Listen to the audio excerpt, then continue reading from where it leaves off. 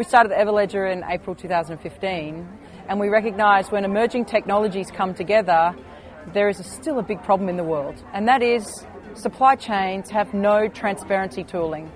So we thought if we brought together the very best of emerging technologies, we could make a difference.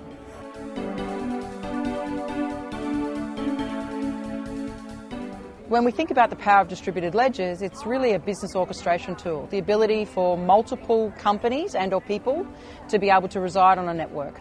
And where do I think this technology will play at the heart of insurance? It's clearly around programming moral risk, around subrogation, and around fraud.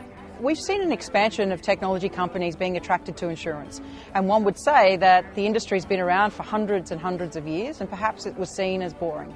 But for me, who's worked in insurance for the better part of the last 10 years, we've seen the insurance industry not only educate themselves upon distributed ledgers and smart contracts and machine vision and cognitive, we're now seeing them digest this technology, apply it, and understand what the optics of risk means when you begin to apply this technology to the industry itself.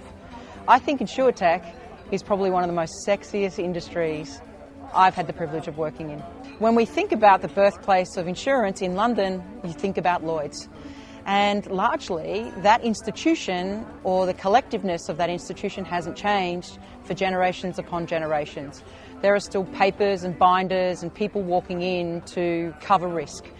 And the adoption of that technology has been somewhat challenged on a global landscape because there isn't just one insurance cover to cover all risks. It's a complicated market, there are complicated risks, and it's a global marketplace that needs to adopt technology. So the challenges when it comes to any new emerging technology is to take the time to enable the technology to grow into an adolescent stage, to enable it to become mature so that it can underpin complete infrastructure for large enterprise corporations. Think about where the emerging technology trends are happening and how it's being applied to different industries themselves. So we're seeing sensors not only enabling smart homes, people, watches, or even sensors in the ocean to help with catastrophe events. Think about how that is going to change the optics of risk. What does that mean to an insurer? What does it mean to me as someone who owns the home? If I'm able to forecast well ahead of time that a typhoon is coming towards my house, am I aptly covered? Can I seek that cover within minutes of the damage?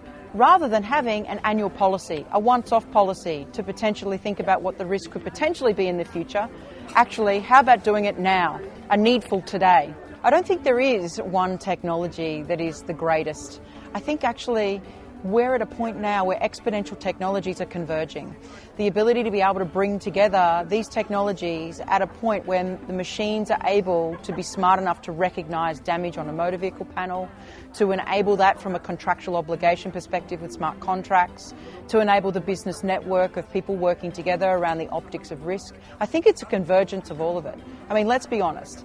You can't see a picture for its entirety with only one jigsaw puzzle piece. I think the biggest issue for insurers now is the relationship that people have with objects and the relationship that insurers has with objects are changing. No longer can the insurer or does the insurer see my objects through my own persona. We are connected by our watch, by our car, by the home. And so ultimately, the insurer is now connected to the object. And people are thinking about ownership of objects differently. They're thinking about access rather than ownership. And so how does the insurer really grapple with this paradigm shift?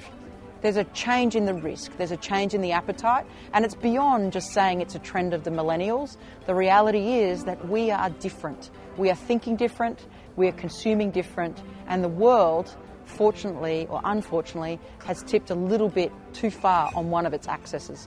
So it's a challenge.